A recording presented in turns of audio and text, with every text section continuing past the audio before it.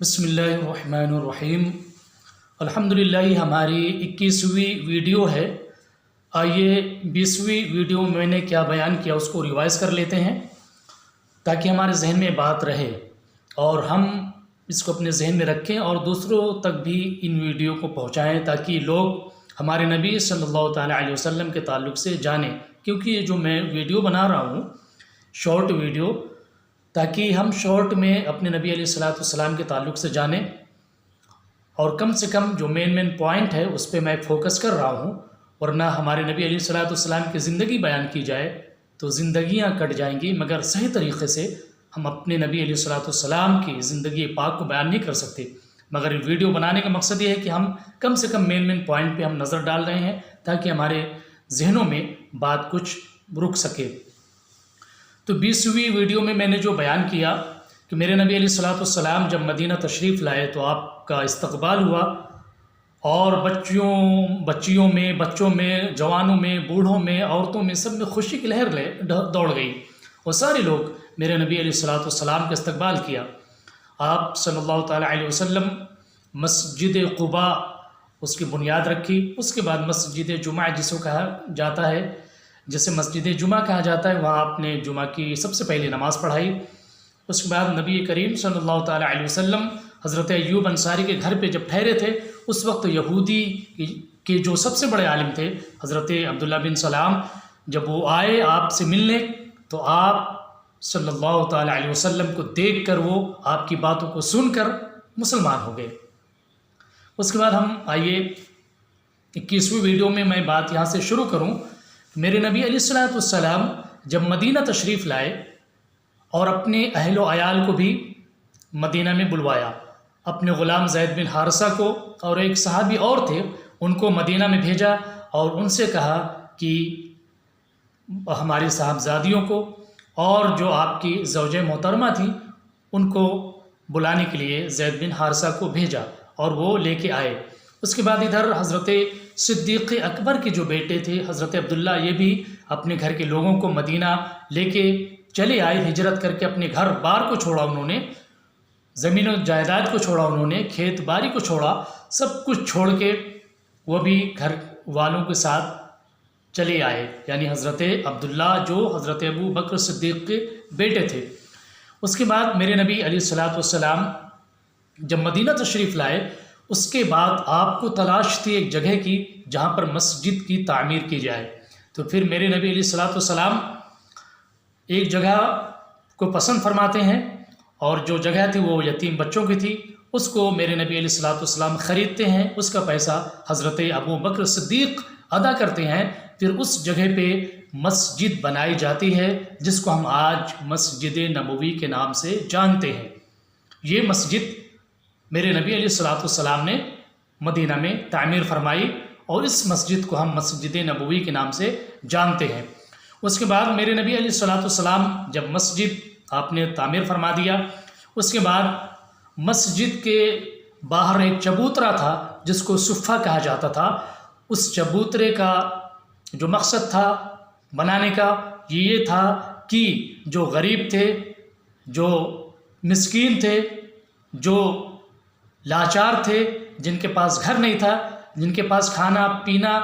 खाने पीने की चीज़ जिनके पास नहीं रहती थी, वो सहाबा किराम जो मस्जिद के पास में जो चबूतरा बना हुआ था जिसको सुफ़ा कहते हैं, इस चबूतरे पे आप पे आके रहते थे, खाना पीना भी खाते थे,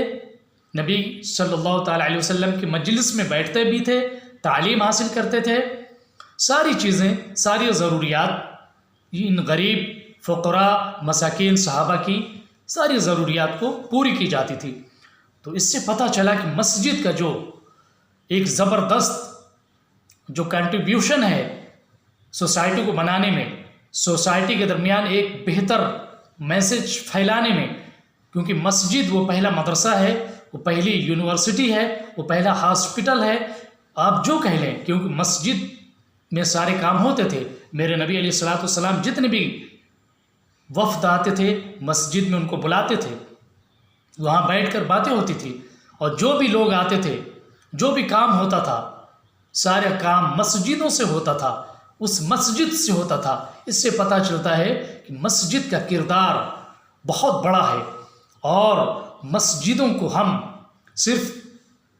جو آج ہمارا ماحول ہے کہ صرف ہم نماز کے لیے یوز کرتے ہیں، اس کے بعد ہم بند کر دیتے ہیں، مگر میرے نبی علیہ السلام کے زمانے میں مسجد کا جو رول تھا، جو کردار تھا کہ ہر وقت مسجد کھلی رہتی تھی، وہاں پہ پڑھائی بھی ہوتی تھی، وہاں فوج کے قانون بھی سکھائے جاتے تھے، وہاں پہ دنیا کے جتنے بھی لوگ آتے تھے ان سے بیٹھ کے میٹنگ بھی لی جاتی تھی۔ تو یہ تھا مسجد کا کردار، جہاں سے ساری باتوں کو، ساری نئے نئے پلانس جہاں تیار کیے جاتے تھے امت کے صلاح و بہبود کے لیے، امت کی بہتری کے لیے، وہ تھی مسجد۔ تو میرے نبی علیہ السلام نے جب مسجد تیار فرمایا، پھر اس کے مسجد کے آزو بازو آپ نے چند روم کو بھی تیار فرمایا، اور لوگوں سے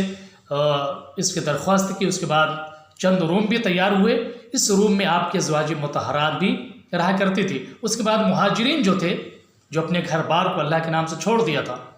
جو اپنے مال کو، دولت کو، سب کچھ چھوڑ کے اللہ کے لیے قربان کر دیا تھا، انہوں نے بھی مسجد کے بازو میں جو روم ان کے لیے بنایا گیا وہ بھی وہاں پہ پناہ لیے۔ میرے نبی علیہ السلام اس کے بعد انصار اور مہاجرین جو وہاں رہتے تھے ان کے درمیان اخوت و بھائی چارگی پیدا کی۔ جتنے مہاجرین تھے ان کو انصار کا بھائی بنایا گیا، اور اللہ کے نبی علیہ السلام ان کے درمیان اخوت و بھائی چارگی پیدا فرمائی، اور اللہ کے نبی علیہ السلام نے فرمایا، اے انصار، یہ مہاجرین تمہارے بھائی ہیں۔ سب کے درمیان آپس میں بھائی چارہ پیدا کیا گیا، اور انصار جو مہاجرین تھے، جنہوں نے اپنے گھر بار چھوڑ کے مدینہ تشریف جو لے کے آئے تھے، ان کے لیے انصار ساری خدمت انجام دیتے تھے، ان کو اپنے گھر میں بسایا، ان کی ساری ضروریات کو پوری کرتے تھے، یہاں تک کہ حضرت عبد الرحمن بن عوف ان کے ساتھ جو تھے سعد بن ربی، اللہ کے نبی علیہ السلام سعد بن ربی کے ساتھ حضرت عبد الرحمن بن عوف کو بھائی بنایا تھا، تو سعد بن ربی آپ قربان جاؤ ان صحابی پر کہ سعد بن ربی جو تھے وہ حضرت عبد الرحمن بن عوف کے بھائی بنے تھے۔ اللہ کے نبی نے ان دونوں کو بھائی بنایا تھا، تو سعد بن ربی نے فرمایا، عبد الرحمن بن عوف سے کہا، اے عبد الرحمن بن عوف، میرے پاس جو مال دولت ہے، میرے پاس جو دولت ہے، میرے پاس جتنی بھی دولت ہے، اس دولت میں سے آدھی دولت تم لے لو، اور میری 2 بیوی ہیں، اگر تم چاہے تو نکاح کرنا تو میں اپنی بیوی کو طلاق دے دوں، اس کے بعد آپ میری بیوی سے نکاح کر سکتے ہو۔ یہ ان کا جذبہ، یہ ان کی قربانی، ایثار و قربانی کہ مہاجرین عبد الرحمن بن عوف جو اپنی مال و دولت سب کچھ چھوڑ کے آ گئے تھے، ان کے پاس کچھ نہیں تھا، مگر انصاری صحابی سعد بن ربی انہوں نے کہا، میرے بھائی، اگر چاہو تو پوری دولت میں سے آدھی دولت تم لے لو، اور اگر شادی کرنا چاہتے ہو تم اپنی بیوی کو طلاق دے دو، میری ایک بیوی سے آپ شادی کر لو۔ مگر حضرت عبد الرحمن بن عوف کہتے ہیں، بارک اللہ فیکم، بارک اللہ فیکم، اللہ برکت دے، مجھے بازار کا راستہ بتا دیجئے کہ بازار کدھر ہے۔ تو ان کو جب ان کے لیے بازار کا راستہ جب بتایا گیا ان کو، تو حضرت عبد الرحمن بن عوف تجارت کرنا شروع کیے، یہاں تک کہ مکے میں سب سے بڑے تاجر حضرت عبد الرحمن بن عوف ہوئے، اور ان کا حال یہ تھا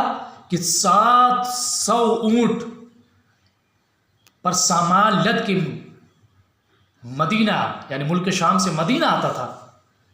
اس قدر اتنے بڑے آدمی ہو گئے تھے، انہوں نے محنت کی، تجارت کیا۔ اس طرح دوسرے صحابی حضرت عثمان بن عفان بھی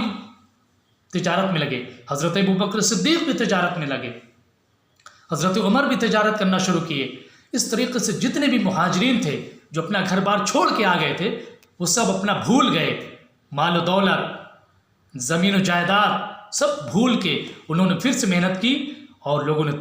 تجارت کرنا شروع کیا۔ اللہ نے اس قدر برکت دی کہ ان کی زندگیاں بہتر ہو گئیں۔ تو یہ اللہ کے بندے اور میرے نبی کے صحابہ جنہوں نے اپنے گھر بار اپنے نبی کے لیے چھوڑ دیا، دین کے لیے چھوڑ دیا، سب کچھ قربان کر کے مدینہ آ گئے، اس کے بعد دین کی خدمت انجام دینے لگے، انہی صحابہ کی برکت سے آج ہم تک دین پھیلا کہ جنہوں نے اپنی مال و دولت کو قربان کیا، اپنی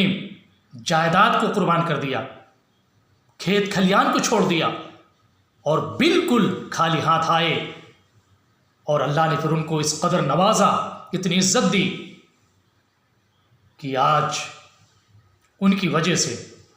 ہم اور آپ اسلام کے دامن میں ہیں، ان کی محنتوں کی وجہ سے، ان کی محنتوں کی وجہ سے اسلام ہم تک دنیا تک پہنچا۔ تو یہ ویڈیو میں اپنی بات کو یہاں پر ختم کرتا ہوں، اس کے بعد کیا پلان آگے ہوتا ہے اس کو انشاءاللہ 22ویں ویڈیو میں بیان کروں گا کہ صحابہ پھر میرے نبی علیہ السلام کے سامنے کیا کیا چیزیں چیلنجز آتی ہیں، کیسے آپ صلی اللہ تعالی وسلم ان چیلنجز کو فیس کرتے ہیں، اس کو میں انشاءاللہ آنے والی ویڈیو میں بیان کروں گا۔